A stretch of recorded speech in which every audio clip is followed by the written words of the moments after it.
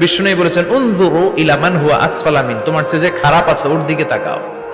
ওয়ালা তানজুর মান হুয়া আ'লা মিন, তোমার চেয়ে যে ভালো আছে ওর দিকে তাকাও না, তোমার চেয়ে যে খারাপ অবস্থানে আছে ওর দিকে তাকাও। অনেকে নিজের অবস্থান নিয়ে সুখী না, এরকম আছে না নাই? আল্লাহ আমার এটা দিল না রে, ওইটা দিল না রে, পাইলাম না রে, কিচ্ছু হয় না, কি করব জীবন, হতাশ। আসলে আছে কিন্তু অনেক, কিন্তু শুকরিয়া নাই, ডাকাত, ঠিক কি না?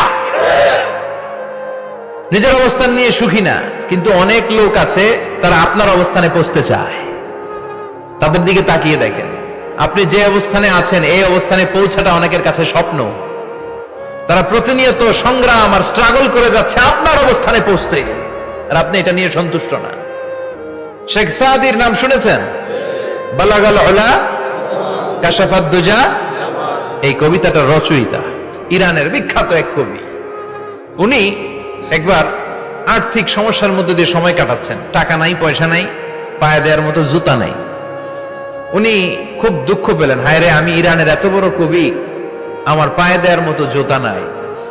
দুঃখ ভরা মন নিয়ে রাস্তায় হাঁটতে বেরোলেন। হাঁটতে হাঁটতে হঠাৎ দেখলেন একটা লোক শুয়ে শুয়ে কাঁদছে, ওই লোকটার দুইটা পাই নাই,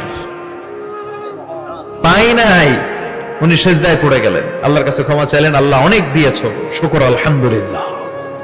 এজন্য যেই পরিস্থিতিতেই থাকি না কেন আমরা কি পড়বো? জোরে বলেন, কি পড়বো?